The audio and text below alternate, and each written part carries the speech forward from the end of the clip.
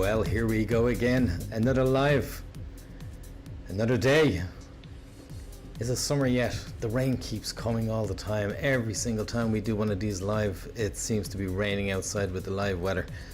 And we seem to be forcing storms, forcing good weather these days, but you know what? We might just let it run as it is. Well, those of you who joined us, Miss Mo, thank you very much for joining us this morning. And we're going to be flying from Dublin to Barcelona.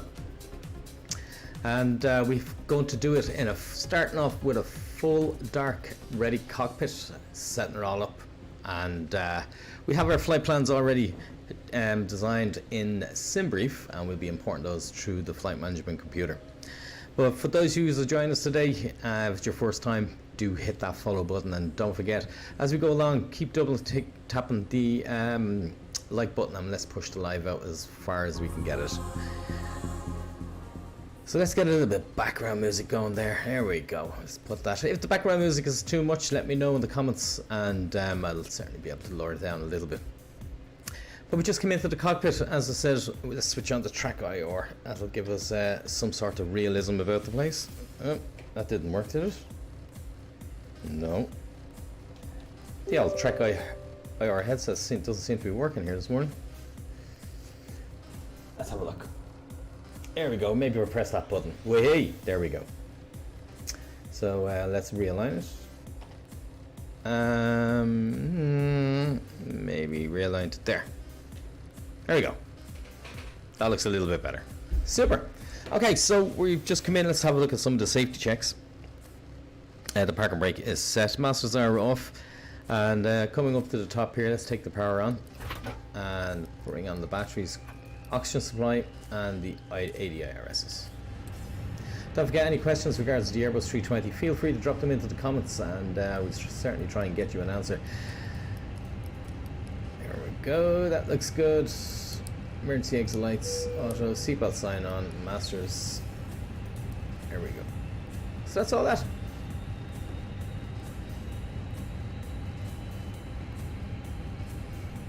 So those of you who are listening in there, can you tell me if the sound is okay in regards of the music in the background, or is it a little bit too much? While I'm waiting on that, I'll have a little look into the iPad, and let's get this all set up. Thank you very much, Miss Mo.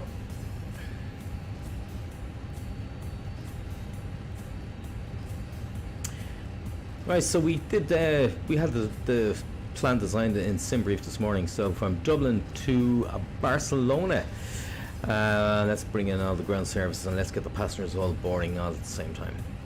So all that's good, mass and balance. Let's load the aircraft. So we're going to take about 9 minutes to load our aircraft. We're looking for about 8.5 tons of fuel this morning, and once we get that on board, passengers on board, we close up and get going. So let's have a look. Let's bring into the pilot brief. Let's import the plan.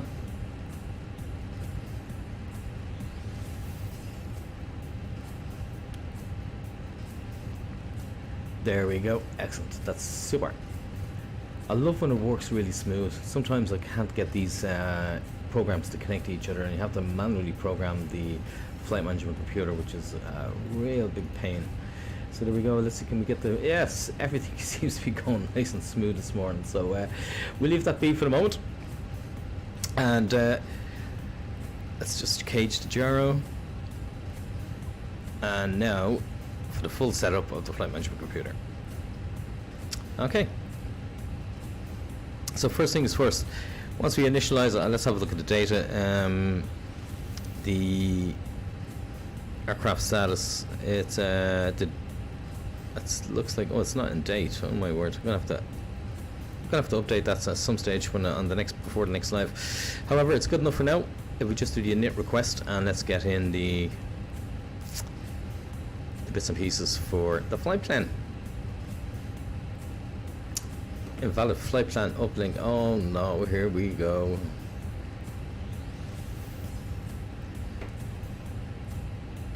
I knew it was running too smooth this morning. Let's have a little look on the far side, see can we get up. So I'm just going to go into SimBrief here and see can we refresh the plan and get a different version of it.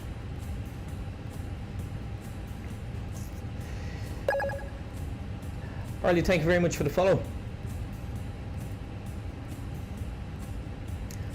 Guys, let us know where you're all tuning in from this morning. What part of the world are you in?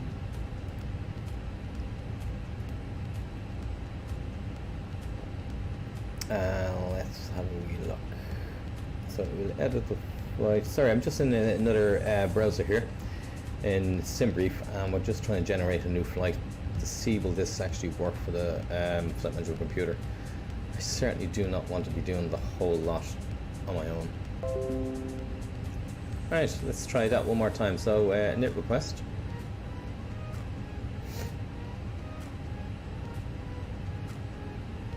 No, it's not working. Oh my word. Okay, right, well that's it. 1,000 likes. Oh, that's not too bad. Oh, we have to get a few more in and start pushing it out. Okay, so again, every single time we do a live, there's always something that can go wrong. And this morning we have the flight management computer and not playing ball, so we're just going to have to do this manually. So we're going to go from, this is how you do it manually. Starting with the init page, we'll put in EIDW for Dublin, and put in Barcelona ALEBB, LEBL I should say, LEBL.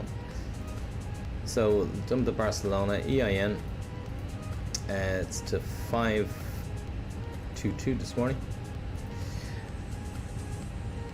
Gracie, thank you very much for sharing the live. It really helps pushing it out there and getting people bringing them in.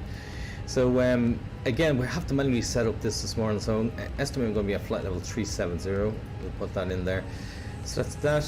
Now it's looking for the zero fuel weight. So we just come back over here to the iPad and call up the flight plan here. And I'm estimating the plan zero fuel weight is going to go 62.5 tons. So let's put that in there until we get the performance done. 62.5, and put in a Mach 25%. We did say 8.5 tons, so 8.5 tons of fuel, and we'll stick that in there. So going to the flight plan now, as we can see, we don't have any route in there. So what I'm going to do, Dan, how are you doing? Good morning, hope all's well. We're just starting in Dublin to Barcelona, and not only have I just come into the cockpit, I've also had problems. The flight management computer doesn't want to work, so we have to build this flight plan by hand. I'm going to put in the initial few points here, and then we'll do the rest on right. So we're going to be taking off Dublin. I'm going to go on a PESS departure and the backer and Tika. So PESS, so Dublin departure, runway 28 left, and we do PESS it. PESS 6 Alpha, put that in there, and then after PESS it, we're going to go to Backer, BAKU, or Backer, and PESS it. Super. So, Mikhail, how are you doing? Good morning. Yes, Dan, problems. We're only at the start and we have problems. So I'm going to just put in the initial part of that flight plan, and we'll actually do the rest of that while we're up in the air. And we're looking for a runway, I think it's the runway 24 right in Barcelona. So we just put that in there. There we go. So that's enough just to get us going. Right now, I'm just going to put in the DAP VOR, again, just for reference. Progress, GPS, waiting for the GPS prime to kick in. Performance is standard across the board there, no compulsory or emergencies. And secondary, we'll just do a copy of the active. So we've just got the bare amount minimum in the flight management computer before we try and kick off. So thanks, Dan, safe flight, going to get a beer, good man yourself on the holidays. Don't forget, myself and Dan will be doing the dual cockpit flight, hopefully in the near future. In the next week or two we'll get our act together. We have been off the air for a while doing it, there's various commitments, that kind of thing going on. But not only that, we used to fly with the fly-by-wire, and we don't really do that anymore since the Fenix have brought out the 320. It's an incredible piece of kit, and we've been looking for the software to actually tie them together, but we believe we have found it. So follow Fly UK, and be on his channel the next couple of weeks. We'll be doing the live flight on the Fenix 320. Is the weather live, Miss Mo? Yes, it is, and it is Microsoft Flight Simulator. Typical, every single time I come on this, we have a couple of issues, but look, hey, we're going to work with them. This is what we've got to do in real life, and this is what we've got to do now. So that's enough to get in there. I just program in the the rest of the performance, and then we'll be ready to go. So working out the performance for the departure. Yeah, this is Microsoft Flight Simulator, and the weather is live. It's raining where you are, so give us a clue, guys. Where are you from? Just let us know in the comments, and it's nice to know where the live is being pushed out. Is it local? Is it going to be far away? So let us know. So aircraft configuration, optimum on off, PAX is going to be going on, and we'll just sync the load sheet of 71.8 tons, and we'll sync the live weather as well. So with that in mind, let's do a calculation.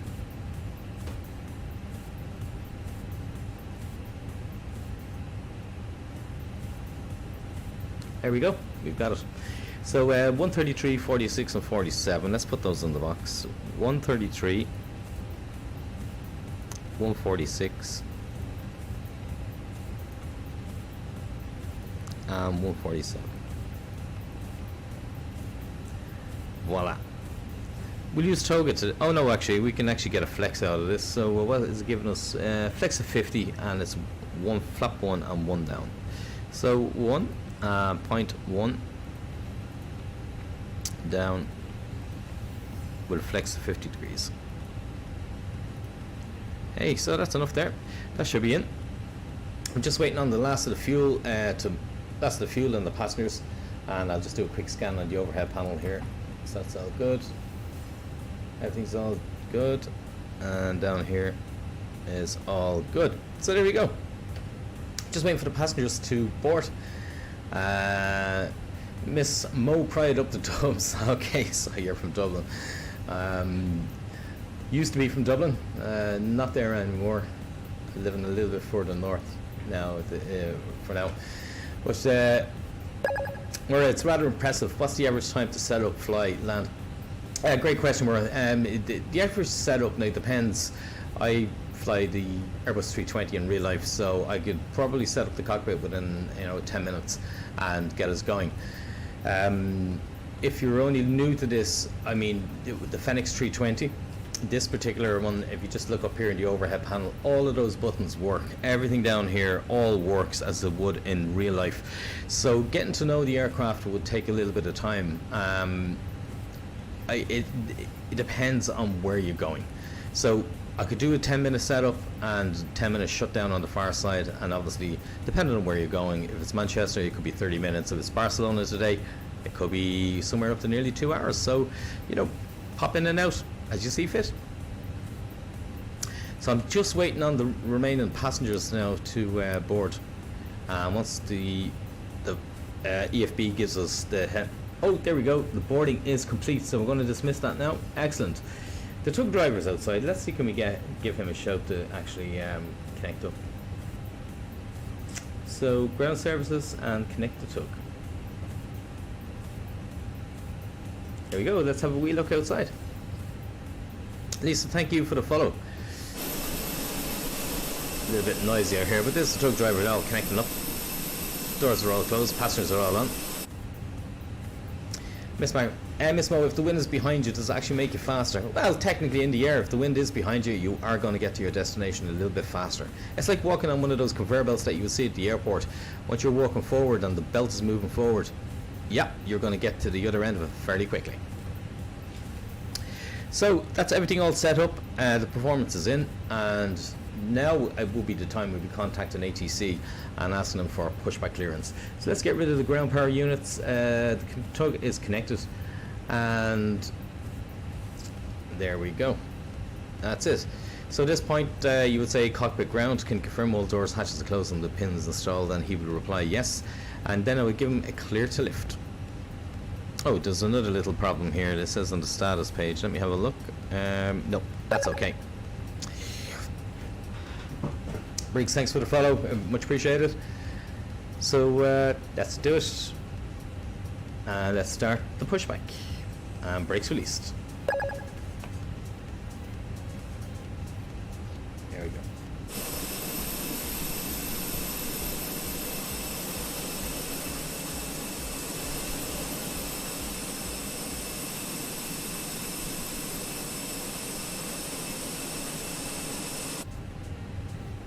There we go, guys.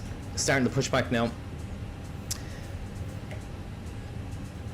Okay, starting the engines now this morning. Basically switching on the ignition and then bringing up the engine master number 1.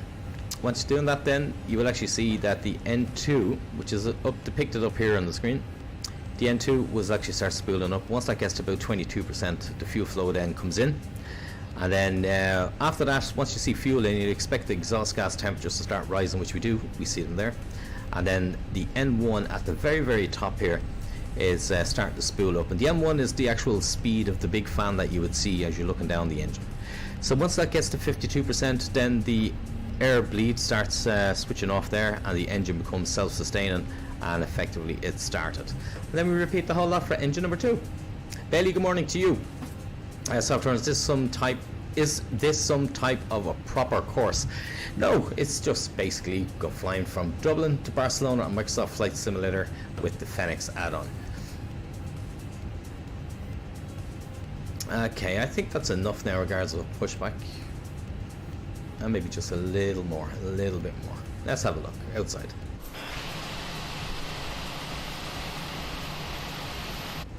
Yeah, that's enough there. So we'll get the stop.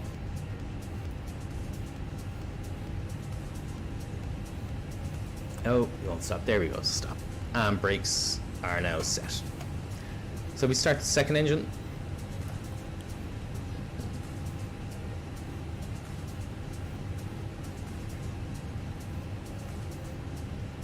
This is the truck driver now.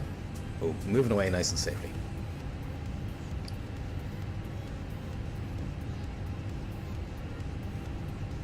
So the cockpit preparation is complete. The EFB switches are on, gear pits and covers are removed, signs on it, unarmed, ADRS is there in nav. Fuel quantity is checked for 8.5 tons, and the bar references 1010 once, twice and 3 times. So after start checklist says the anti-ice is not required this morning with temperatures just above 10 degrees. Engine mode select, we'll put that back to normal. Switch off the APU, and this time the pilot who is monitoring will arm the speed brake with 0 and set flap 1.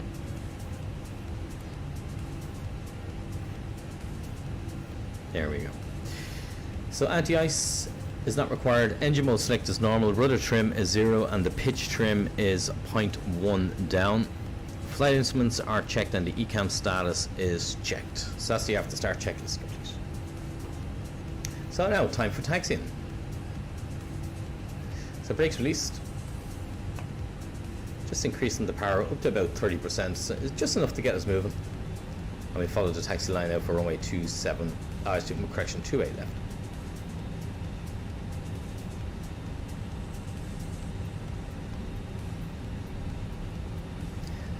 Bobby, thank you for the follow.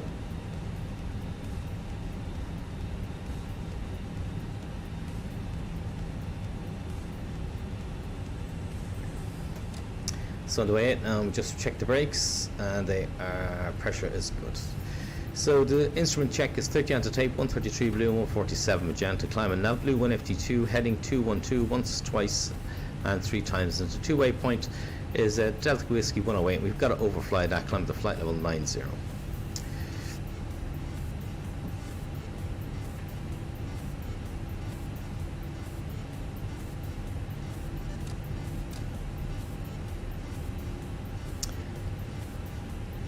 So guys, any questions that you have on the Airbus 320 this morning and its operation, or any of the systems that you've come across, you might have an issue in your own flight simulator, throw those questions into the comments, and we'll certainly get you an answer for and try and solve and try and help you out in what you're trying to do.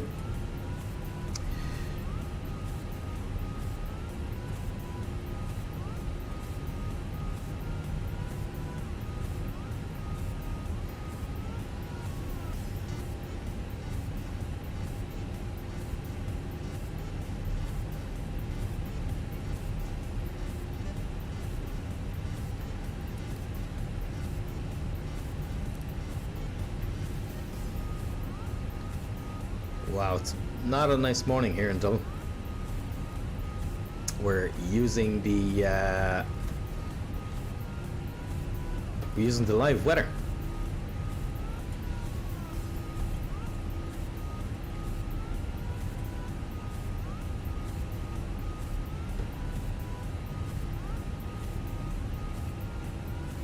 There we go. We are clear on the left and clear on the right.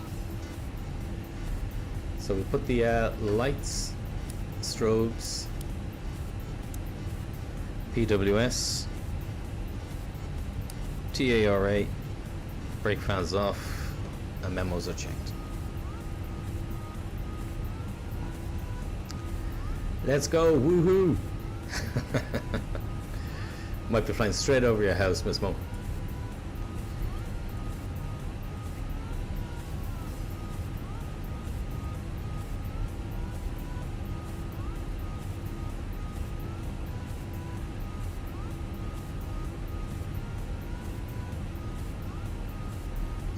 Okay, 28 left is, yeah, keep a lookout. Okay, okay, correct runway, everything's aligned, and takeoff. Set 50%. I'm pushing the side stick forward just by about 50%, keeping the nose down. Once we see that the engines are stabilized, we set flex. So mount flex 50 degrees, SRS runway, the other thrust is blue, and thrust set.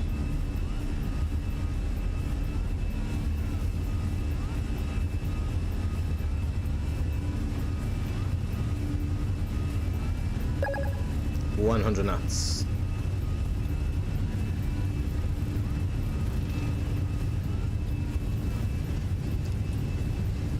Wet V1. And rotate.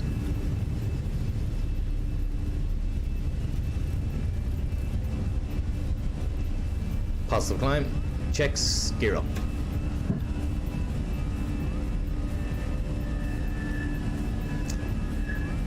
Imran, thanks for the follow. Lucy, thank you very much for sharing the live. Helps getting it out, get more people in. Okay, so we put the autopilot 1 on for the moment. Nicole, thank you for the follow. Guys, and let's put it down to climb thrust. Okay, we have a master caution. Already, we're just in the air. We have a full of problems here this morning, so it's not a memory item. I'll just leave it there for the moment and I'll deal with it as soon as we start cleaning up and on our way. Jade, Nevi, thank you very much for the follows, and Chantel, thanks for the share.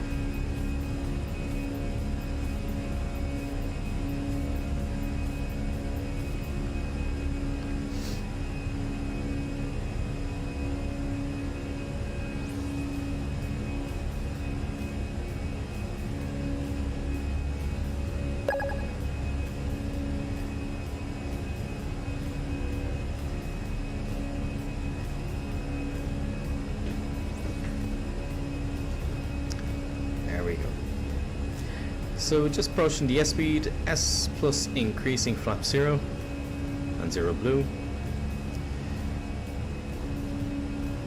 and that's grand. That's climbing away nicely.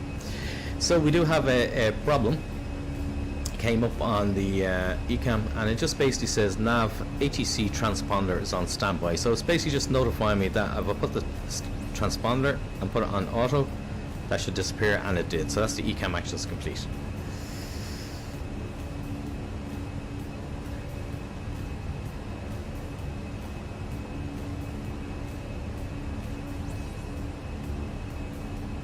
Simran said, where in Ireland did I leave from? From Dublin. Mike says it's fake. Well, it's not fake, it's the Microsoft Flight Simulator. We never claimed it to be anything else.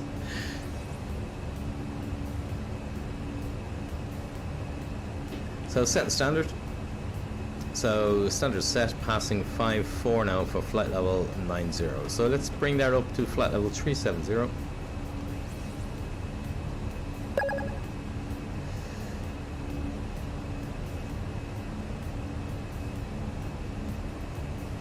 And that's open climb. Larry, thank you for the follow. So after takeoff check says landing gear is up, the flaps are retracted, the packs are on, and we are pressurizing.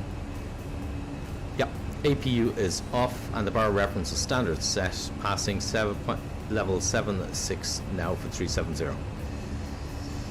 Strel, good morning. Loving the engine roar. How are you doing today? Very well, thank you. I would just, you know, those kind of simulators, you come in and you have no issues and then you have lots of issues. Well, we're having issues this morning. We couldn't get the flight management computer to work properly. We couldn't get various little things to work properly. However, we deal with it, we move on. So one of the things that we have to do is actually go back in and pick out a few more points to put them in the flight management computer, because we could not sync the route with SimBrief. So let's have a little look. So I'm going to pass it back, or another point down. Turku would be a good point, Turku. So we'll put that in on the box so it has somewhere to navigate to after Bakar. So let's have a look at this. One moment. I'll just pause the track IR. TERKU. So we'll put that in and we'll navigate to Turku after Bakar. Insert that. Excellent. And we'll get another few more points. Turku Core Lomra, Lomora, and that'll get us most of the way. LOM or A. There we go. We'll insert that. So that'll keep us good for a while.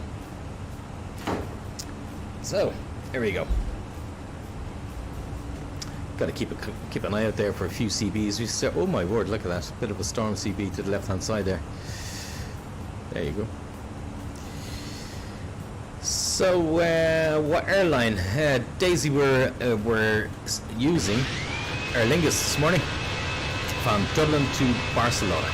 Strel, loving the engine roar. How are you doing? Oh, we got there. How realistic is it?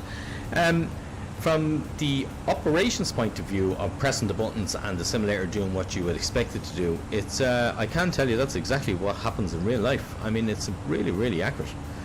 The guys over in Fenix have done a phenomenal job on this add-on, and I would highly recommend anybody who is using Microsoft Flight Simulator and wants to really know about the Airbus 320, this is the one to get.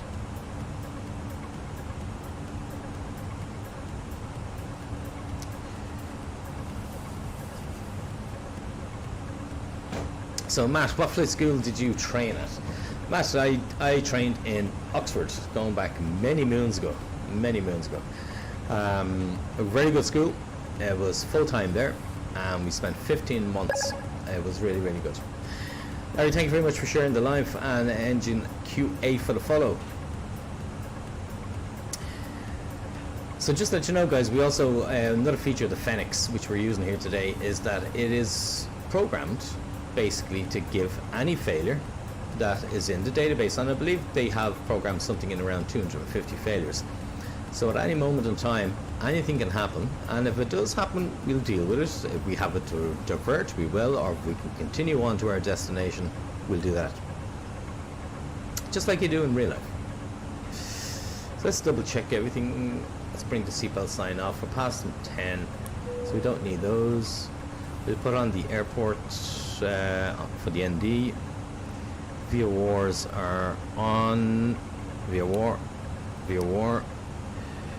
Train is off. Standard is set, and we clear the radnavs and copy the active. There we go. Just in case we lose the active flight plan, we have a copy of it in the secondary, so we can always refer back to it. So guys, don't forget we are live here on TikTok, also on the red channel, on the purple channel. If you want to get the HD experience, same handle, you can go over there and have a look at it in HD.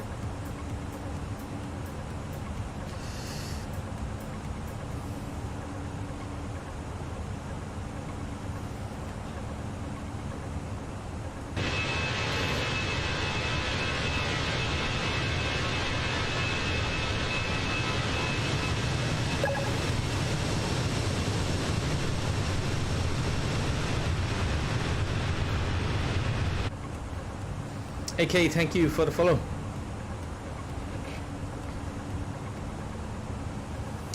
Don't forget, guys, any questions that you may have on the 320, feel free to pop it into the comments and we'll certainly get you an answer.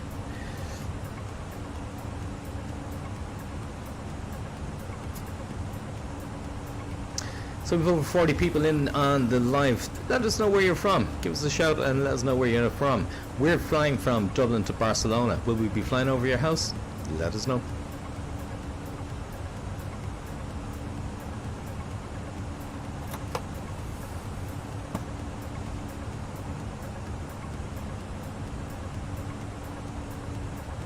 Miss Mo, did you see me flying over your house? Did we take the chimney off?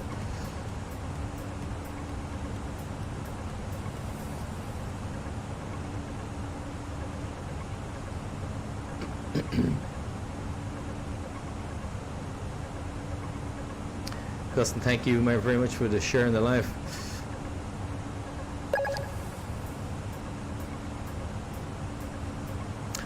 Shane, how are you doing? Good morning. We're in the Airbus 320. We're using the Aer Lingus livery this morning from Dublin to Barcelona. Don't forget, guys, if you double tap the screen and like the live, it helps push it out and we'll get more people in. And if you're not already following, don't forget to drop us a follow and you'll be notified for any time that we do go live in the future.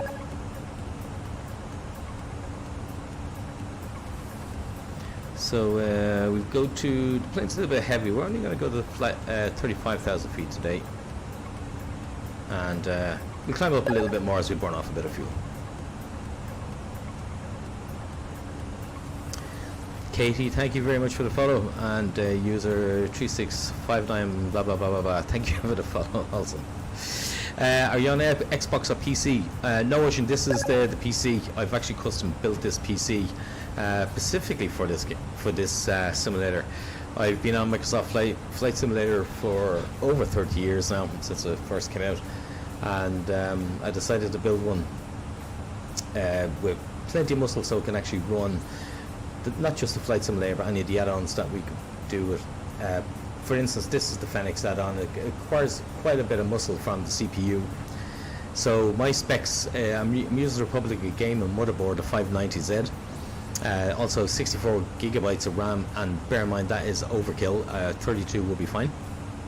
I'm using a 99 processor and the graphics card, which is probably one of the most important pieces that you could do and get for the custom PC, and that is the RTX 3080.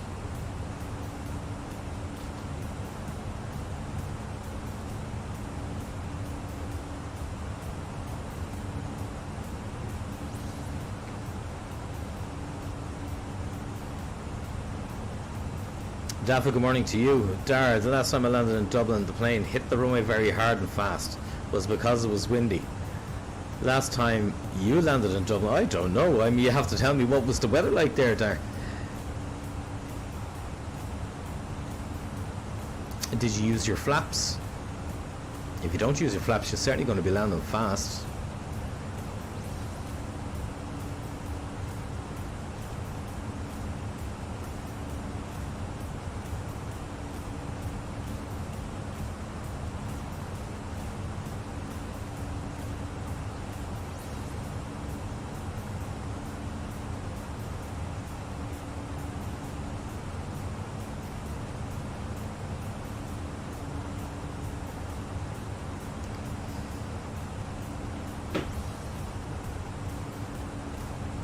So Dafa, do you fly in real life? Yes, I do, Dafa. Fly the Airbus 320. And Dara, no, you were a passenger. I don't know. Well, let's remember, putting an aircraft down on the ground doesn't have to be. You don't have to kiss the runway all the time. Sometimes putting it down, if it was windy, you want to put it down firm just to make sure that you're nicely securely landed and slow down the aircraft fairly quick.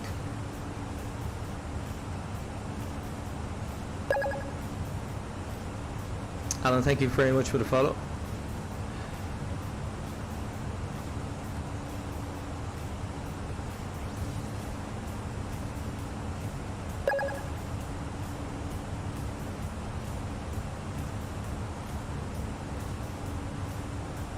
So I think we have a little look out here. So looking out over the Irish Sea there, I think you could just see the southwest coast there of the UK. I think that's around like around Penzance, Fishguard even.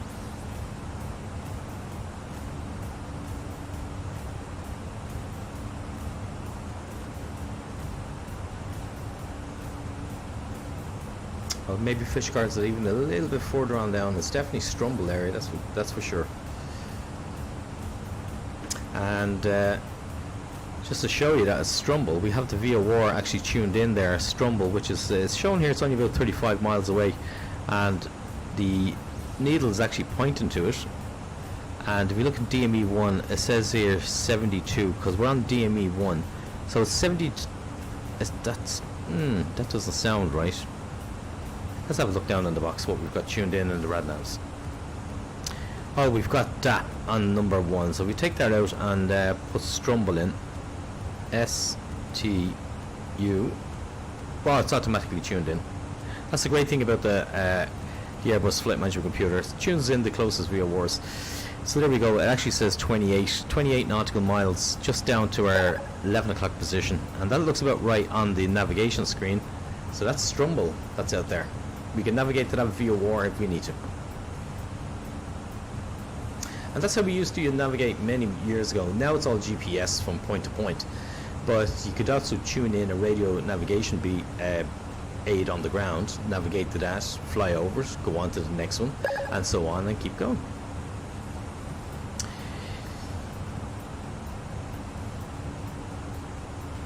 So Strahd says, unlike the last time, much clearer now, the scenery looks beautiful. It does indeed. We could put in a storm if we want, like the last time. That was a little bit challenging to say the least. Do you fly real planes? I do, Oisin. I fly in real life.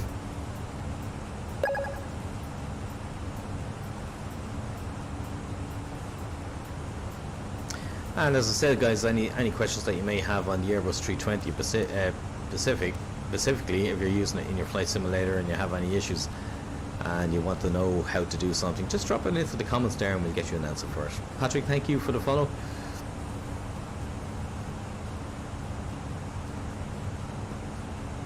Don't forget, guys, if you double tap the screen, helps push the live out further.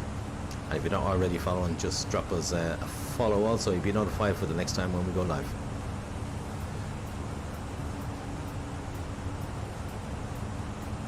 Where did you do your flight training?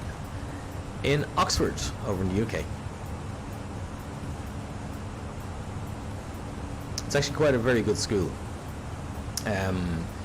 Everything's very it is very regimental. It is very, very good. The quality of the instructors, you know, they're all some of them are ex-RAF people, and a lot of them have flown in real life as well. So they have a lot of experience that they're passing on through the training.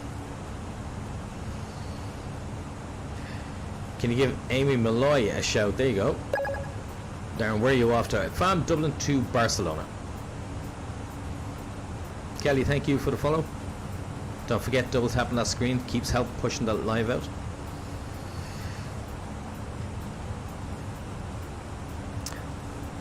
So how are we getting on here? So passing flight level 312, climbed to flight level 350, and just if we look into the box in the progress page on the Airbus 320, you can actually see just going across the top. I've initially told it that we're going to go to flight level 370, 37,000 feet, but we might give that one a miss.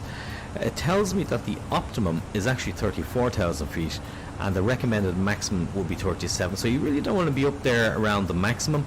So we have selected 35,000 feet. So it stays somewhere nice in the middle there.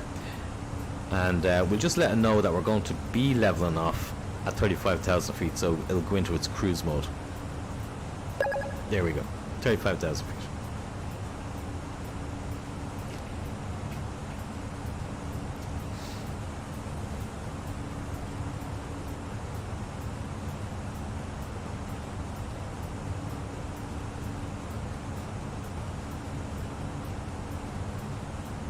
I think there's Penzance down there.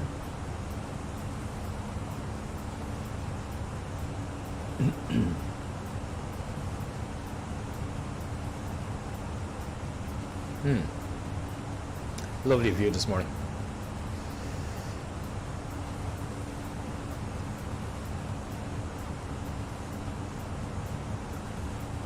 Up to 5,000 likes already, guys. That's brilliant. Thank you very much. Lars, how is a VNAV approach done in a 321? I don't understand how to do them. Okay, an RNAV, there's a vertical nav. VNAV is another part of an RNAV approach, basically. So once I get into the cruise, I'll show you now, which will be getting into the cruise very shortly. I'll show you how it's set up in the box and exactly what is done, okay? Daffy, you have a very calming voice. Thank you.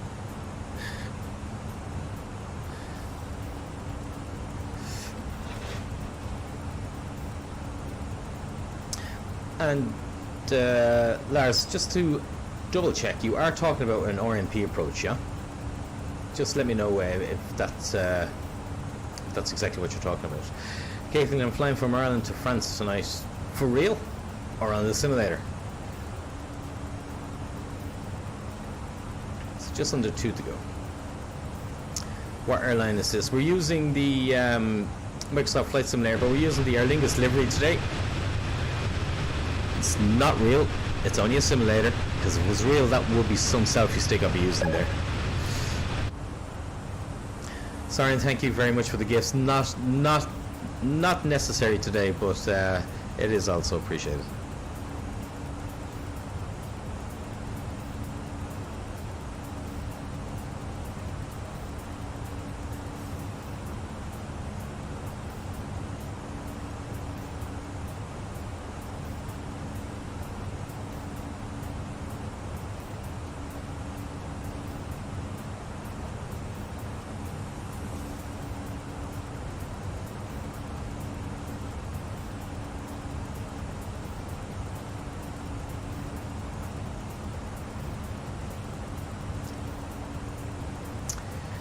Okay, so we're nearly at the top of cruise there. So just to show what an RMP approach is, an RNAV approach. So let's go into Barcelona. Let's see, do they have one there? ILS, localizer approach, VOR approaches, and you have an RNAV. Okay, so do you have an RNAV for runway, I'll be landing on runway RNAV 24 right. And there we go, RNAV 24 right. So once the RNAV is programmed in, I want to insert that there. Then we would look at obviously the RNAV arrival and the RNAV approach. Okay, so if I was to go down to the plates, let's call it up on the plate and just to show you how it's done. First of all, we programmed it into the box. Now we're going to actually look at the plate as to what minimum we're going to be using. So RMP, oh, that's for Dublin. Let's go to Barcelona. Approach. So the RNAV, RMP, Zulu 24 right, there it is there now. So basically when it looks like an ILS plate, and I hopefully you do understand what the ILS plates are and you are familiar with them. So basically there is the plate. And when you are on the inbound course, ATC will bring you, it's like if you intercept in a localizer, they'll bring you on a heading to intercept the imaginary inbound course for that runway. And basically what you would do, if it's going to be a 2D approach, in other words, lateral navigation, and you are going to actually use track FPA for your, so actually I can just do it here now. If I put in track FPA, and now I could actually select, I want to go down on 1 or 2 degree glide slope or 3 degree glide slope, which on the plate for Barcelona 24 left, it actually says it's a 3 degree. So we've got it wants us to go down on 3 degrees. So I would actually have that set then to 3 degrees, okay? I wouldn't do anything with it just yet. When I'm about 0.3 of a nautical mile before my final descent point, I would pull that. But to get it to nav and capture, you would push the heading button in and make sure you have those 3 little dots there. So you've been in nav mode, and it will actually catch the inbound course. And then when you get just to the point of descent, you can actually just pull this and it'll go down on 3 degrees. So it's like as if you're flying an ILS, but you have to watch the vertical profile on it. Now, if you're going down with a fully managed you wouldn't push in the button here. You'd actually arm the approach here by doing that there. Approach. And that's it. Simple as that. And when you do that from the fully managed one, it's nearly like doing a full ILS, to be honest with you. Hopefully that gives you a little bit of an understanding. So using nav and using approach will actually work as well.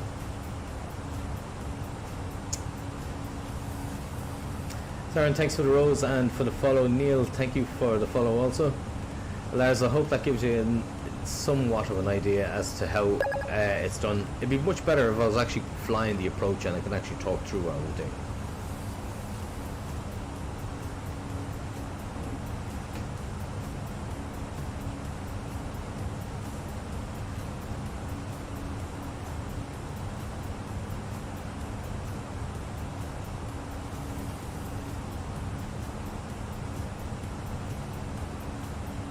So there we go. Oh, track IR headset's starting to misbehave a little bit. There we go. Let's realign it.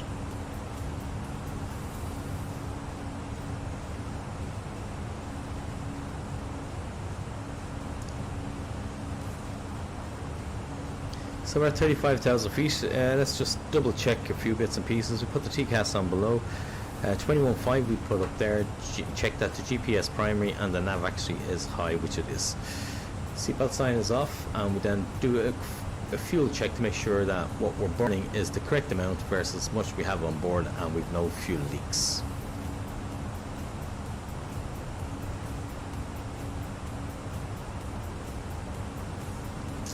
So that gives me a better idea than I had. Yeah, using nav and using approach works as well.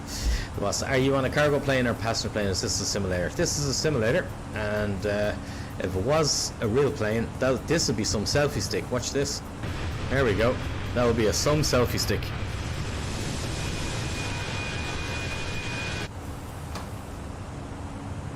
So there we go.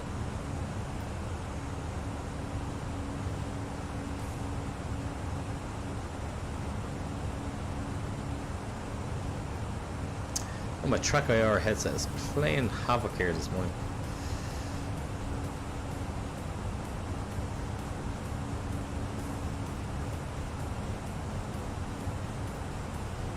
There we go.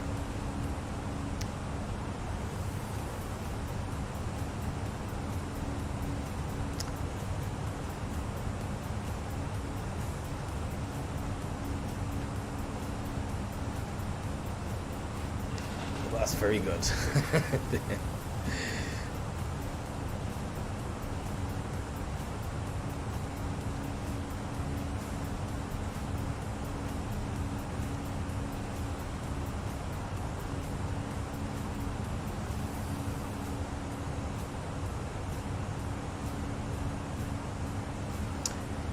So Tricia, I don't know how people can fly. I'm scared of flying so badly. Well, you gotta remember that getting into your car should be a little bit more scarier. You have a much more chance of having an accident statistically in a car than what you do in an aircraft.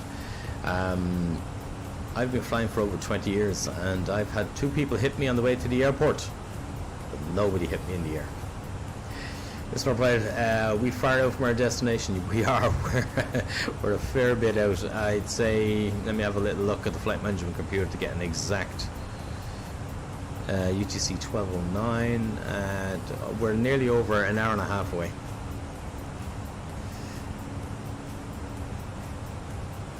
Bernie, low flying. Yep, it's quite good. Killian says, long as left an hour and a half before our destination.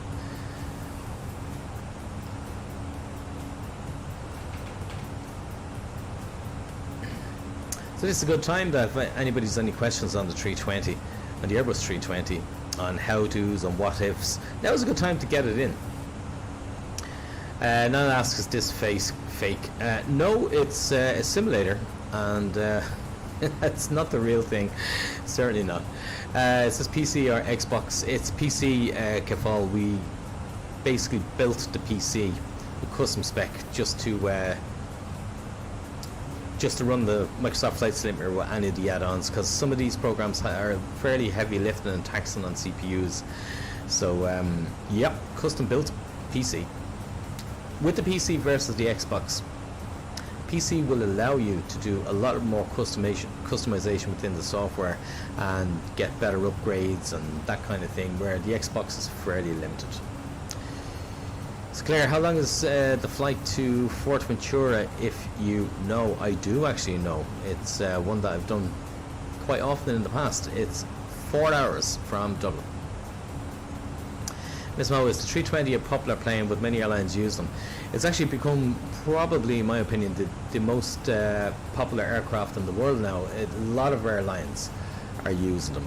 It was one thing many years ago that any American carriers would all buy Boeing because it's an American company, but I actually see more and more Airbus 320s now being used in the US. And a hell of a lot of them are used around Europe. A few airlines in Europe now would use 737s. That's still a very popular airplane, the 737, but 320 seems to be the workhorse. Okay, while I'm on the Xbox, this looks a bit better. Well, I had to turn down the graphics on this a little bit because I'm actually streaming over 3 channels at the moment. TikTok, the red channel and the purple channel, so you can actually go down over to those and get a bit of a HD experience. However, I can't see the comments. Patricia, thank you very much for the follow. Is there another pilot with you? There isn't, not today. I normally have Dan Fly UK with me, except he's on holidays. He just popped into the chat there a little bit earlier on, said hello, but he's away having a beer. Levande say, "Blue was the game called." This is Microsoft Flight Simulator 2020, and I'm actually using the Fenix 320 add-on. It's highly recommended to get this add-on if you have an interest in flying the 320 on the simulator. It's very good. The boss, what do you think of Ryanair buying all those new planes? Great, that's exactly what they need to do. And so there's lots of airlines. Keeps the planes fresh, keeps the good turnover. They need them. They work their planes hard. That's how they earn the money. So yeah, good move. Shannon, thank you for the follow.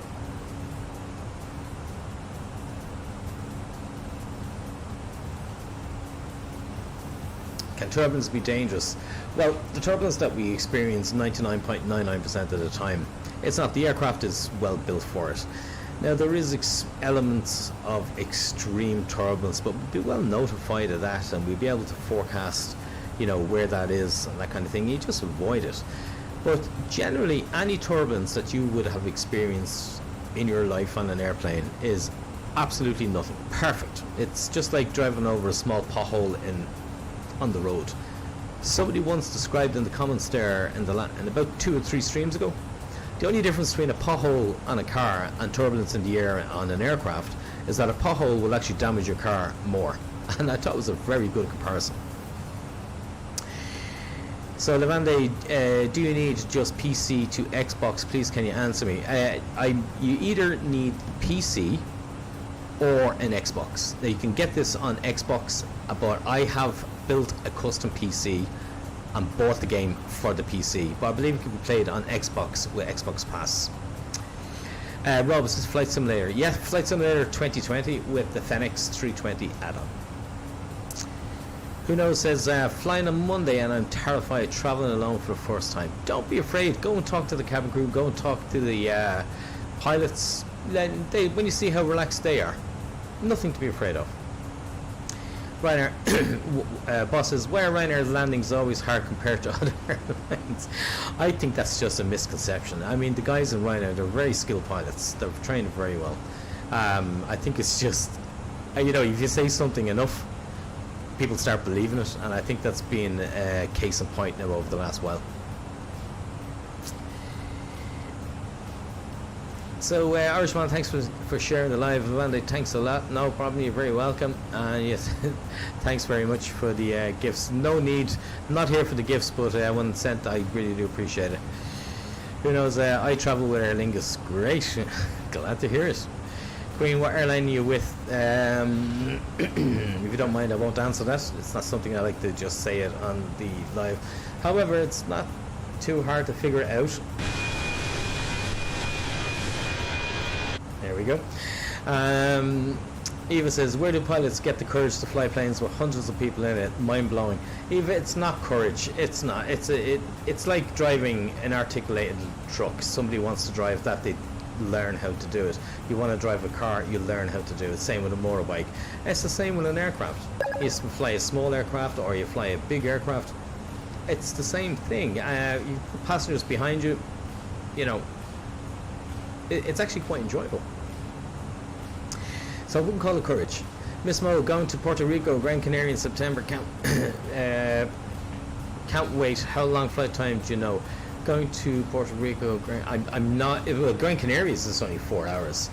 Puerto Rico, I'm not quite sure about that. Queen, there you go. Hopefully that's that to help them. Thanks, user, with all those numbers for following the host. Lavande, just one more question. No, don't keep it as one. Keep them all coming in. It's plenty of time. One more question, please. Do you need tools to use this game? Well, I use the what's the name of this now? The Trustmaster. This is on the PC, by the way. The Trustmaster side stick and center console. So I think they're approximately around €220 to buy, and it simulates. Basically, if you were to see it, it's all of those. Thrust levers, engine masters, spoilers, flap lever, all that is basically on a little console. Same color as the aircraft as well, and then the side stick comes separate as well. So that's what I'm using at the moment. So Hino says, have you flown a real plane before? Yes. Short answer, yes. Eva, thanks for the follow, and Kazi for the sharing the live. I really appreciate that, guys. Don't forget, if you share the live on double tap the screen, helps push the live out and gets more people in for the experience.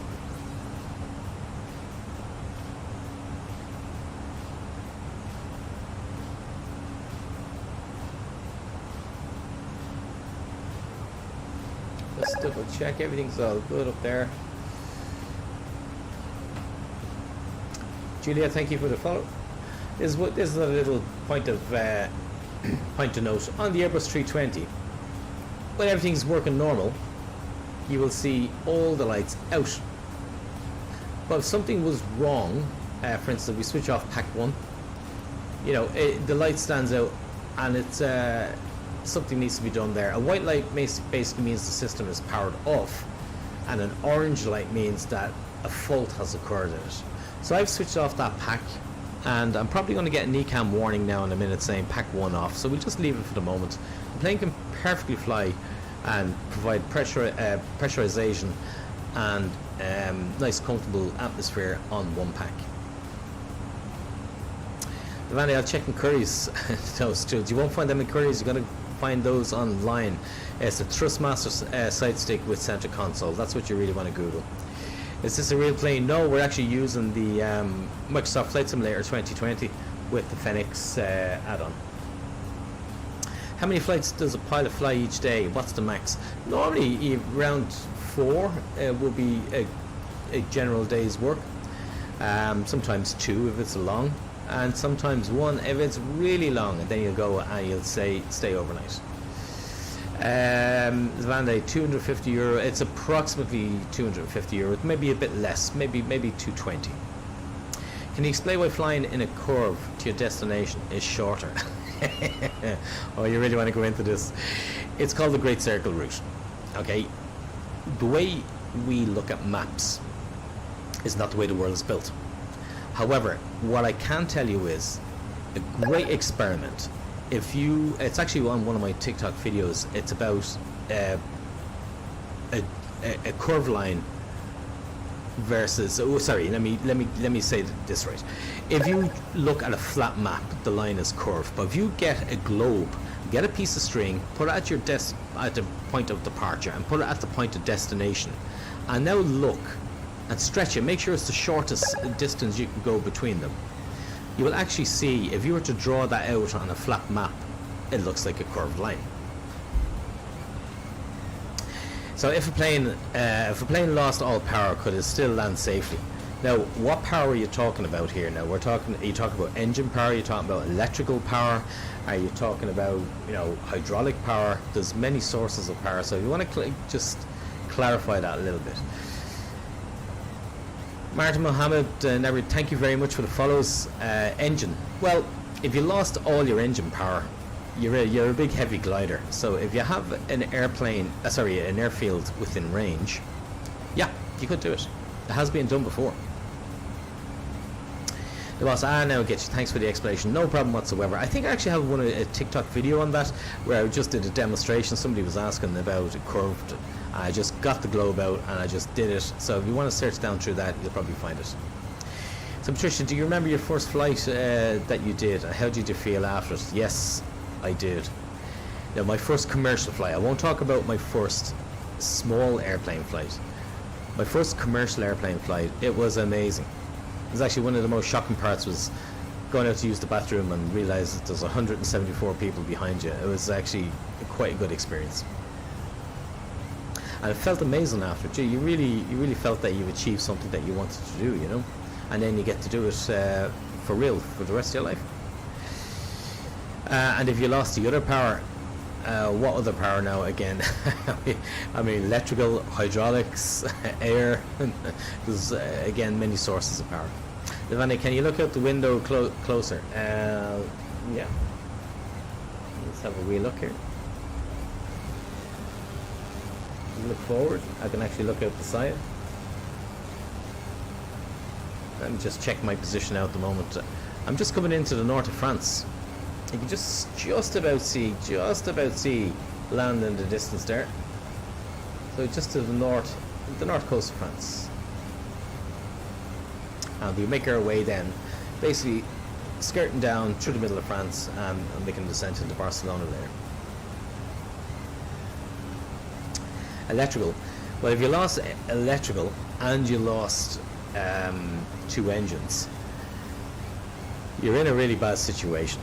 You know, you will have the rat out, and that will give you basic electrical power. And basic electrical power will keep this box on here. You'll be able to talk on one radio. I'll have one screen on here, but the rest of the whole aircraft will be blank.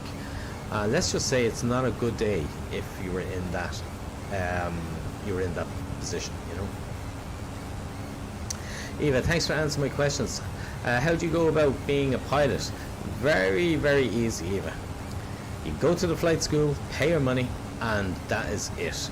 There's a misconception about you need, you know, certain grades in school and all the rest of it.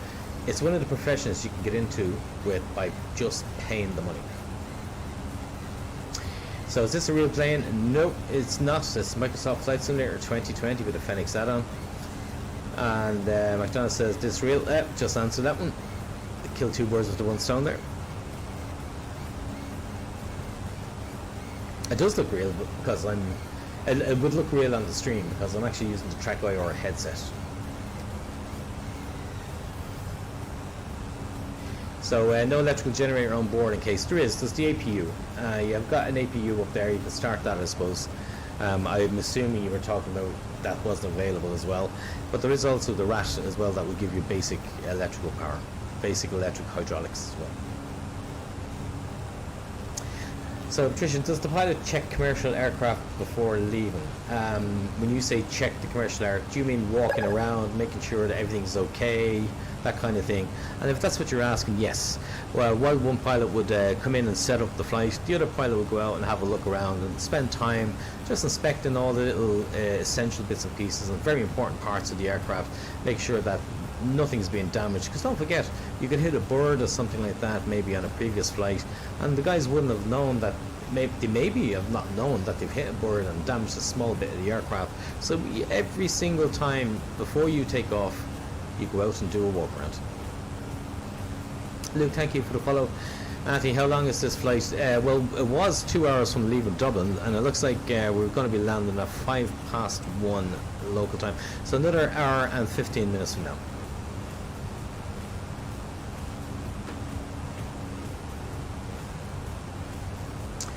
So does the pilot have access to a parachute?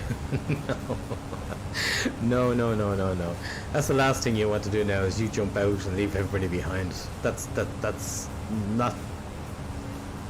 the smartest thing to be doing, you know.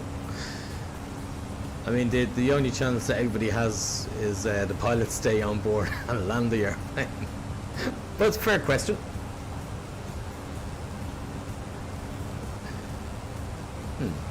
I thought I saw something. Nope. Nope.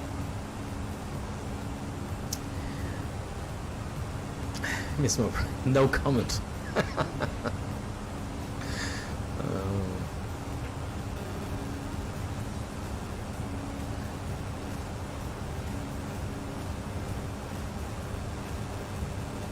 So it is France.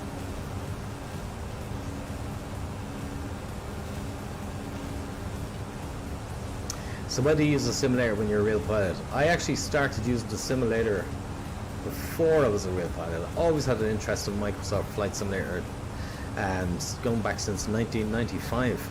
That's a long time ago. And it actually got me into commercial aviation. It taught me, no, I won't say accurately taught me, but it did teach me what an ILS was, how to do an approach, how to navigate from A to B, and really got the taste for the aviation, and that's what even pushed me more to get into it, you know. So, do your family members get to fly at a discount with your company? Yes, they do. What would happen if someone started panicking on the plane? Would they get sedated? It's a fair question. You got to remember the cabin crew that you see on board the aircraft. Fortunately, I'll say luckily, all the passengers only get to see 5% of what they actually do, and that's teas, coffees, and service. They are trained firefighters. They're trained basic medics. They're trained in how to deal with chemical spills. They have such a vast amount of skills.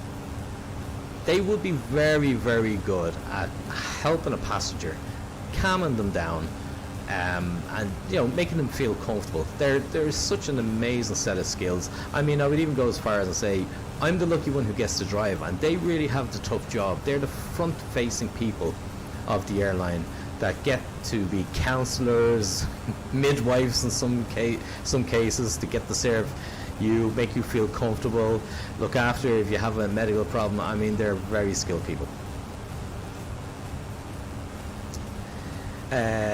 Thanks for answering. That's no problem. Vatsam, pilot, thank you very much for the follow, as well as McDonough. Thank you for answering all the questions. Sorry if they're not silly. Do you know what? A lot of people say I've a silly question. No, they don't, because you don't understand, and that's why you're asking the question. So it's never silly. It's never ever silly. I giggle sometimes, because I probably would have asked the same questions years ago if I wasn't in aviation or in the airline. But now I just find some of those things funny. So excuse me if I am laughing at the same time, but they're not silly questions. Ms. Bob, if a medical emergency happens, how do you know? How do you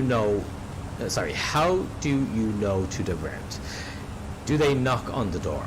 Very good. Well, they will come along. The cabin crew will actually deal with it, making an assessment. And again, they're very skilled people. They're very good at managing the situation where they may look for somebody who is a doctor or maybe a nurse or something like that, who can help assess the situation, the condition of passenger. And if we get the all clear by a professional on board, we may continue to our destination. But basically, if the cabin crew come in and give us a good assessment and say, I really feel that this person should be on the ground, well, we'll take that on board and certainly look for that diversion to get them the assistance as soon as possible. Don't forget, as I keep saying, the people, those ladies and gentlemen at the back who are trained cabin crew have an amazing skill set. Sharon, thank you for the follow. What's up? If I was a pilot, landed in a sunny Spain, I wouldn't go back to Ireland. Hey, it's very tempting not to sometimes, I tell you. What's the scariest flight you've ever been on? There's no flight that's scary. And, I think I know what you're trying to ask, but I'm not going to answer it until you ask the question right, okay? Because go and ask that question again. And let's see, can you phrase it differently? Because I would never use the word scary, okay? And let's see what you come up with here. please don't.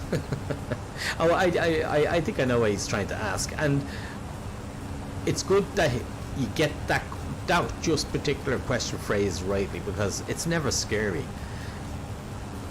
Things do happen at times, but you got to remember, if you look at all of these buttons in here, the majority of them are for systems that, you know, I've got 2 fuel pumps in one tank, another 2 on the other tank, another 2 in the middle tank. The reason I have 2, because I only need 1. Look at this here, we've got 2 screens on this side and 2 on that side that says the same information. Why do we have 2? In case one set fails. We have 2 side sticks, one over here and one over here. Why? Because for 2 pilots. And why do we have 2 pilots? Because we only need 1. So the backup is there. Everything that may fail, you always have the backup there. I know things happen like that, and it's normally a non-event. Have you ever done an emergency landing? No, not an emergency landing. Shaz, thank you for the share. Use it. What's the worst situation you've been while flying a plane? There you go. There's where the question was. Now, I won't say a worst situation. I've had an issue with some pressurization before, but again, this backup system would look after that. We've had some issues with, you know, various different things, engine anti-ice, but you've got different systems again that you can cross-feed them into each other.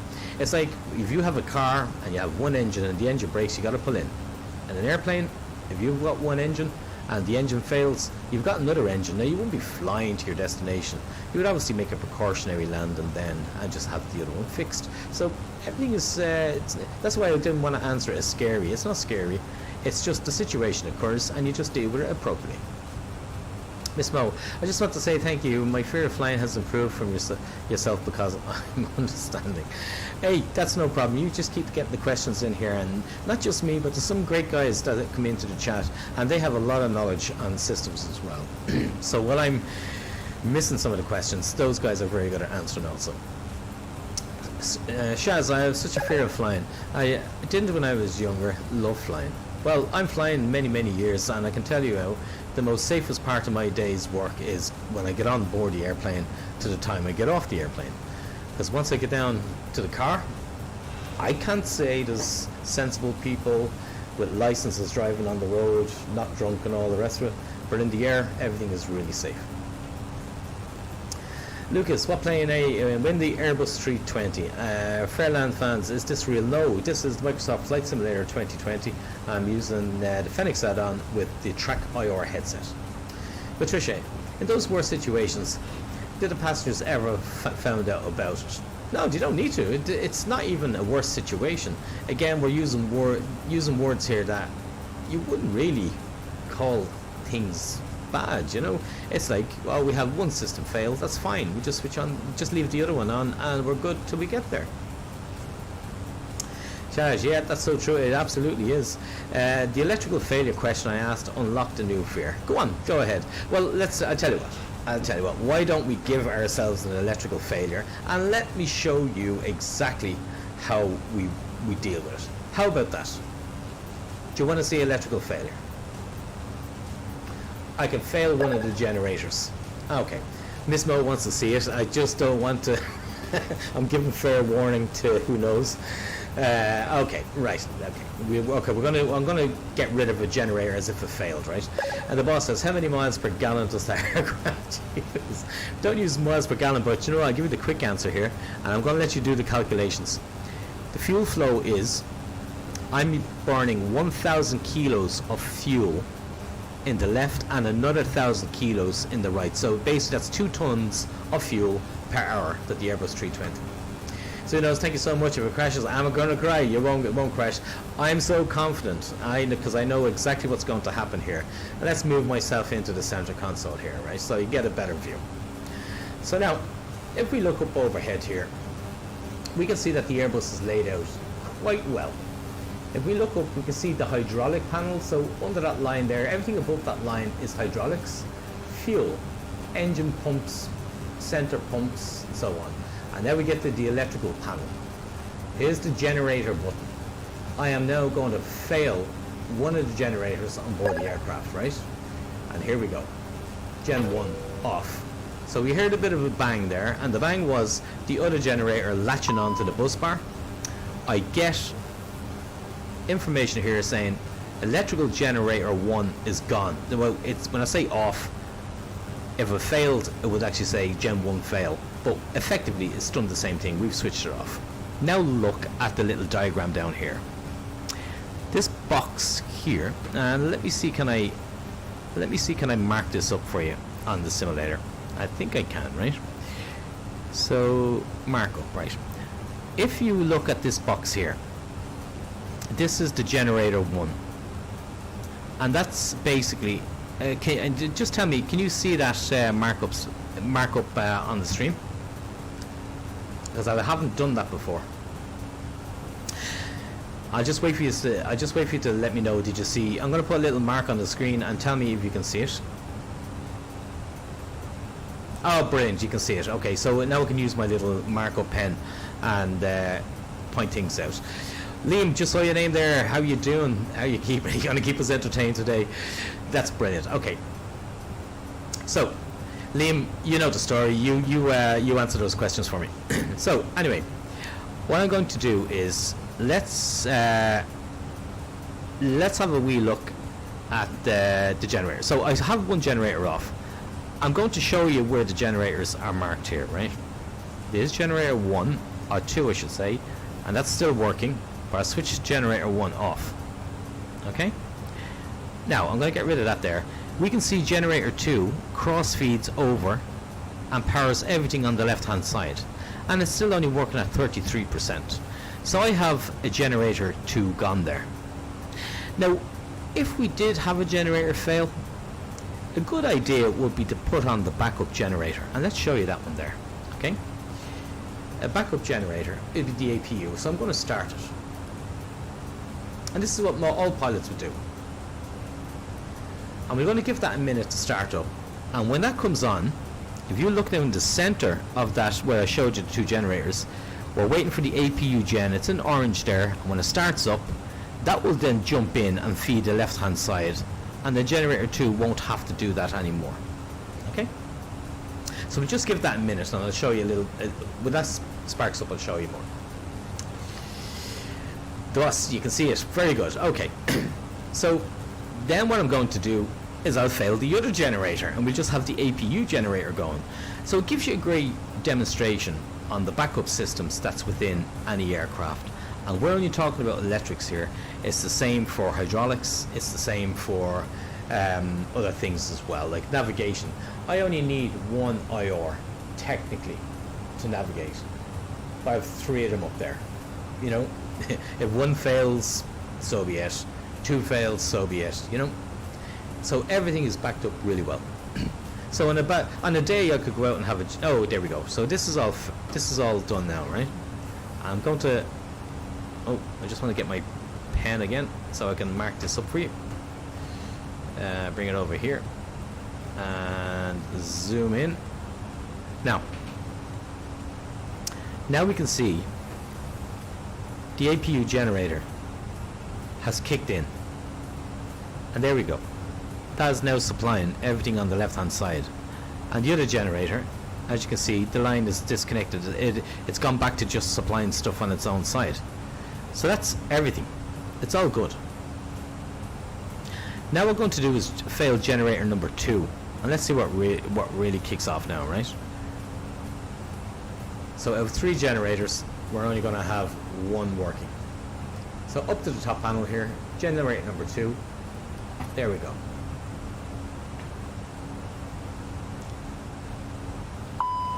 So now we've got another recam saying Gen 1 is off and Gen 2 is off. So basically we've lost all electrical power being supplied by the engines. But now when you look, let's a little mark this up again, okay? Whoops, sorry, I'm just struggling with my old marker pen here. So now look at the APU generator. That is covering everything.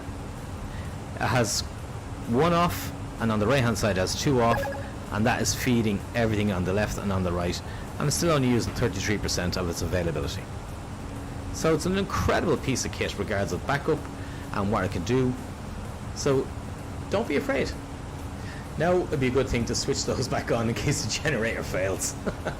Okay, so let's put generator 1 on, generator 2 on. There we go. Here's is a pilot. Sorry, let me just position myself back into the seat. There we go. So as a pilot, is there something you could do to add to a plane design that it doesn't already have? Jeez, that's a great question. I never thought of it that way. Well, I wrote a article before and I sent it to Boeing, and it was in after the 9/11 when that tragedy happened. And basically I suggested if we had, say, one button, say placed somewhere in the cockpit here, that if the pilot presses the button, all of the systems get locked out. In other words, they can come in and they can try and switch this off, switch that off, and nothing will happen, but the plane will continue to its destination and land. And you can never take back control of the plane. It will just land at its destination. So it will stop somebody taking control of a plane. That's the only thing I thought of in the past. And, you know, I don't think I got any further, but look, I sent it and that was it, you know. But other than that, I can't really see. I can't really think. So who knows? That's amazing. Yeah. So there you go. This is a sample of redundancy that's built into all aircraft. Lost Mary, with a fear of flying and never been on a plane, but it's so cool seeing this.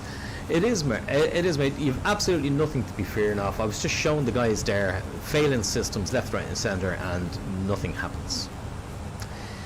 Liam, is a shortcut press control and space to quick reset. Oh, very good. Thanks, Liam. About what powers the APU generator? I'm assuming that's what you're saying. It's basically fuel from the left tank, the left wing tank. It draws the fuel from there, and it's another little self-sustaining generator. And one last question: if the 3 generators failed, would have enough time to land? Yeah, if the 3 generators failed, we'll go into emergency electrical configuration, and as I said, I'll still get my basic screens, my VHF communications, the this computer number 1 here will be working. Now, it's not a desirable place to be, in a configuration to be in.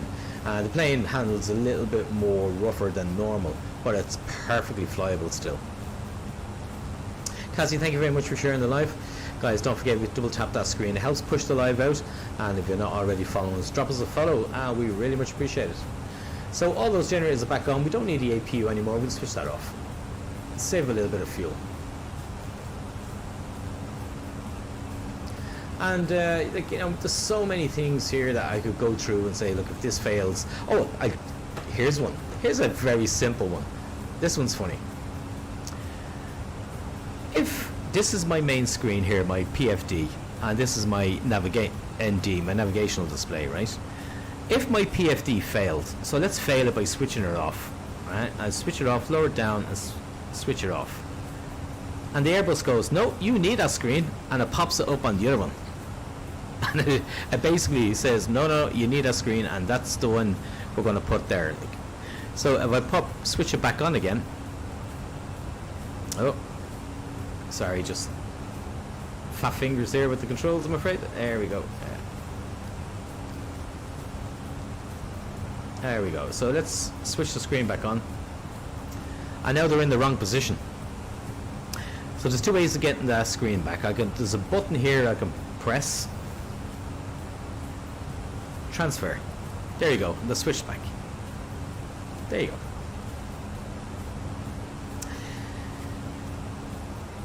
Who's driving the plane? Me. I'm giving it a go today. Let's see if we can get us safely to Barcelona. I want to be a pilot. Come on, Robert, get out there and do a few lessons. Is this real life? No, it's Microsoft Flight Simulator 2020 with the Fenix add-on.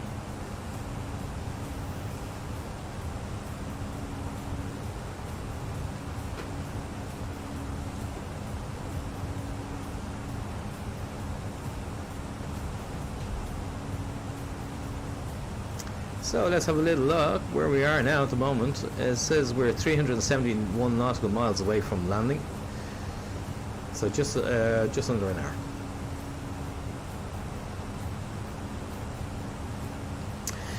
The boss says commercial planes can be landed remotely nowadays. Am I right? No, they can't be landed remotely. However, I do see that coming down the line. That could be the next move if they want to take, instead of 2 pilots, take 1 pilot out of the cockpit. There may be a facility that if something was to happen to that pilot, they could log in and land remotely. But there's so many years ahead. Sorry, there's so many years for that now to come in, because a lot of testing and improving would have to be done. And then you can imagine in about 40, 50 years time they'll have pilot-less airplanes. So, you know, that's I think where it's going. So, wow, it's beautiful. Thank you very much. I can't believe I found this live. Dead serious, being super anxious of flying. Thank you for everything. Absolutely no problem. And don't forget, you can also drop me a DM if you have a question, and I'll certainly get back to you. Patrick, globe or flat earth? I believe the flat earthers said they've many members all around the globe, so I'll go for globe. I'm playing my NASCAR game. Good man. Thanks for the follow. And Lauren, thank you very much for sharing that live as well. Any thoughts of the flat earth? I can't pass my comments because I will be banned from TikTok. No, leave the second pilot. Exactly, that's what we all want. More pilots, more fun. How are you on a live while flying a plane? I'm on a flight simulator. This is Microsoft Flight Simulator. Or if this was a real airplane, watch this for a selfie stick. Hey, look at that.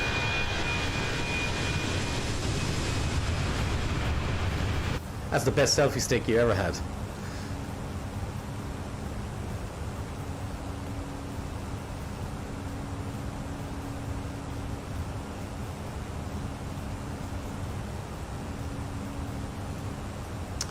So Kay's going to Poland soon. Good man.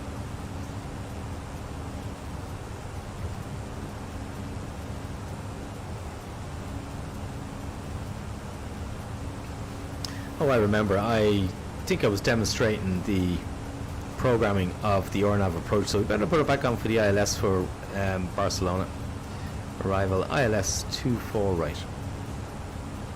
That's the Yankee approach. We'll be doing the ILS Zulu approach.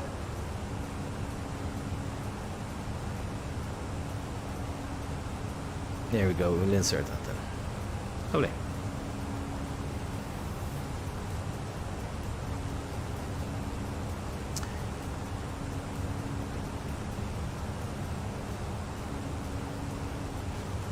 Oh, there we go. So Lauren says, are you a pilot? Yes, I do fly in real life, Lauren. Clearly.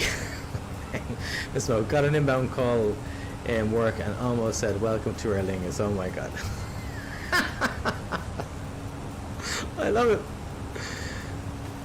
it. Planes on the brain. Oh my word. So you know what I do. Well, let us know, guys, where you're from, what you do as well, and keeps the chat very interesting. I'm in Ireland. I'm in near Carlow. Lovely, good stuff. What kind of qualifications need to be an airline pilot? Technically none, Bailey. It's you can actually go and pay to do all of the training yourself, but do bear in mind, airlines do look for certain minimum qualifications before they employ as well. So you know, keep that in mind. Is this an Aer Lingus plane? This is an Aer Lingus A320 we're simulating today. Oh, look at the coast there of France. Looks lovely.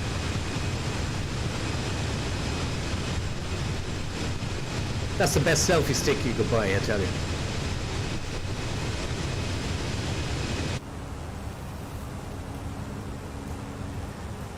So the boss, did you ever get escorted by a fighter jet? Nope. I was always being good boys. How long do flight usually take on a simulator? As it takes the exact same time as it would in real life, from wherever destination you decide to depart from to the destination you decide to go to. So military says you should buy a video game and steering wheel and play on steering wheel on the game you buy. Alright. The boss, so realistic. It is. It looks good. I think it's because of the Track IR headset that I'm using. It really brings an extra element because you can get so many angles that it's hard to get with the mouse. You normally have to use about 3 or 4 combinations of keys to move it around the way I'm moving it around. Because I could just look out the window here. Just move my head over. There we go. Look out the window. and look out the forward of it. Yeah, move up around the seat, move down, look on the floor, see did anybody leave any money there. So it's quite good. The Track IR is probably the best piece of kit I bought for the simulator. I literally just done this flight in real life. Yes, I'll be doing it myself in the near future. Were you nervous the first flight you captained? Yeah, commanded. Yes, you were. And you got to remember though, all the training that you've done, it's all there in the background. It's just the experience. You're trying to build experience at that time. It's not just you're a little bit nervous, but you know you've all the capabilities to do it. It is really good. Elements of surprise. Is this real? No, it's the Microsoft Flight Simulator 2020 with the Fenix add-on.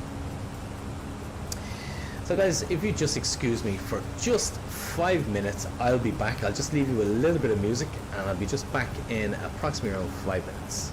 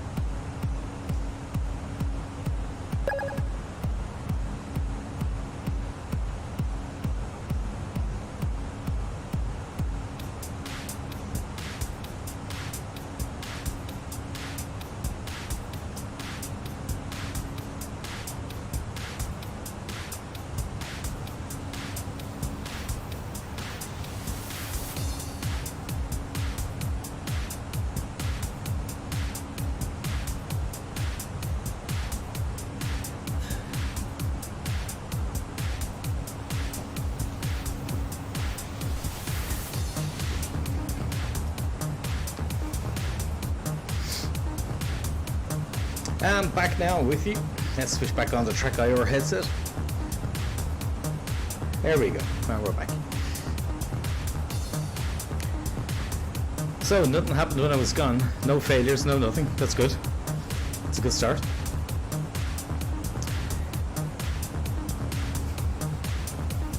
Luke, thank you very much for the follow. So Joe says, any close shaves in your time? No, as we were explaining earlier on, you do have little minor failures throughout flights. Very rarely, mind you. Aircraft are so good nowadays, they're so robust.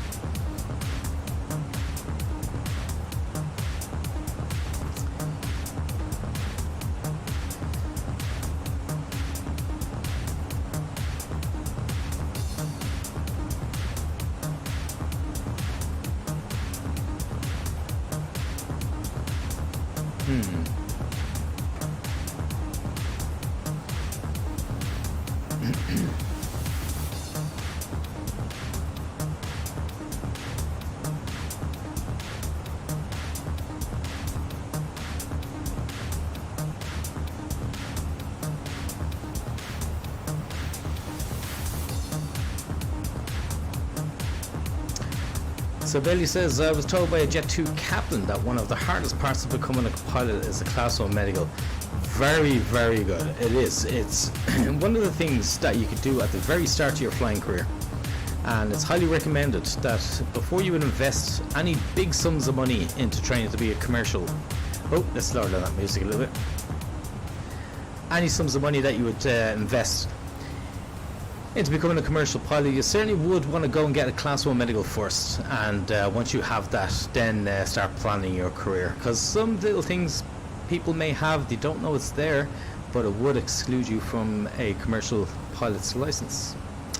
The boss says, what's the most unusual thing that you've encountered in your time flying? Let me think about that. When you say unusual now, expand on that a little bit. When are we talking about failures? Are we talking about situations at airports? What exactly are we talking about there?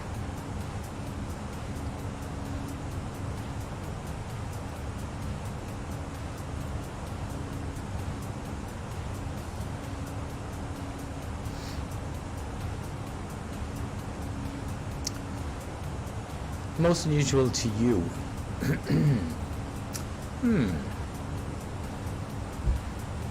Unusual.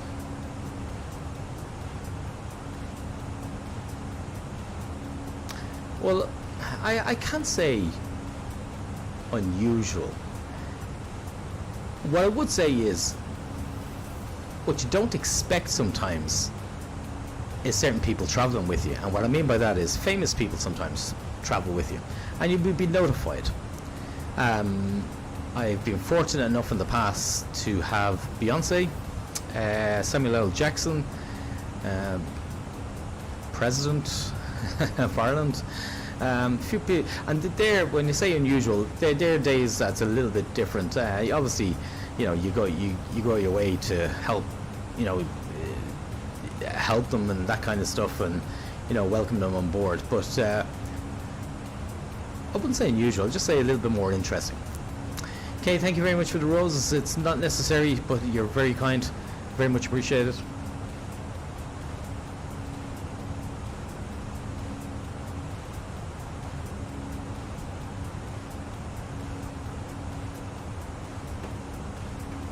Wow, that's good. Yeah, it is. It can be a good day,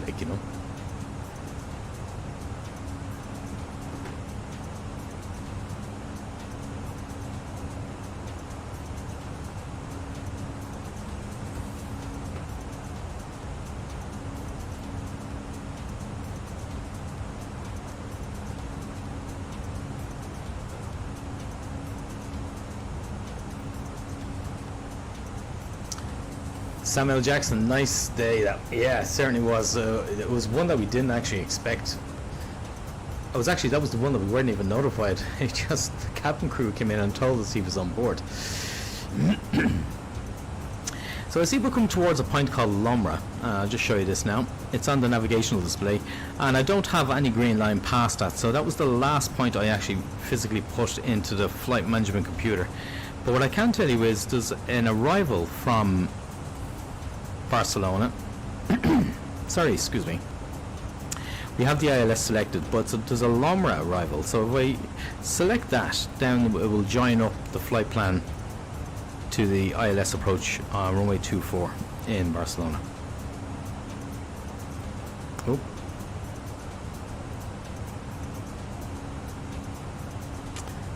No, it's not there. Oh wow. I don't actually see. Oh, the Pomal. If we do Pomal arrival, Pomal 1 Lima. I think Lomra is on that point as well.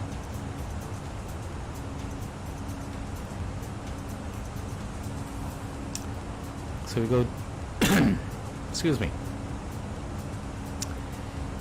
Yep, we'll. When we remove the flight plan discontinuity, that'll actually tie up the flight plan with the approach point on ILS runway 24 right. There we go. And it's all connected. Lovely, lovely. We're doing good. We're doing good. Right. So I can keep my head back up now for another while. Okay, hello, Senator Rose. To nice people who make my day. Thank you very much, Kay. Nice comments there. You're too kind. Military, he's back. Very good. Brian McDonough, terrified of flying, getting nervous even watching this. Oh no, you nothing to be nervous of. If you were in earlier on, you would have heard us talking about fear of flying, and really nothing to be afraid of. Surprise, even better. Yeah, that's true. And the boss, will you become a flight instructor when you retire? No, I don't believe I will, but I don't also believe I'll retire and not be involved in aviation. I don't know whether flight instruction is the right path for me, but I'm never say never. Never say never.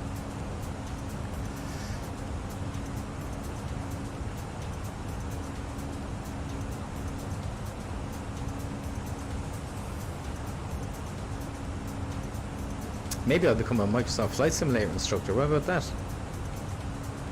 Teach people how to fly the airplane on the simulator.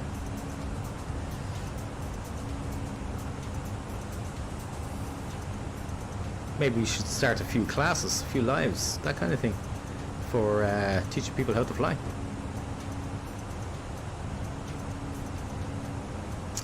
So military says, I can't become a pilot because I would be landing harder than Ryanair, but I live on airplanes. I love Ryanair airplanes too.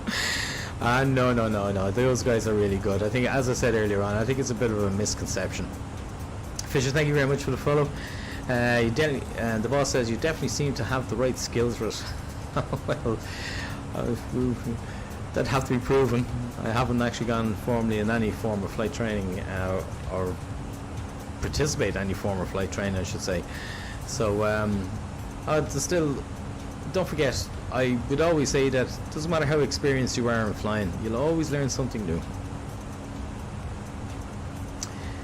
Military says the plane they have is the hardest plane to land. The 737, yeah, but I believe it's... sorry, I'm just looking out. What is that river in France? Anybody know what the name of that river is there? It's a very windy one, just to the north of the Pyrenees. Never seen something shaped like that before. The 737, yeah, a lot of guys say they actually quite enjoy landing the 737 and winds because you're more connected to it. You can actually feel what's going on through the control column, where we don't on an Airbus 320. We have basically a side stick and there's no feedback in it as to what the plane is doing or forces on the aircraft. So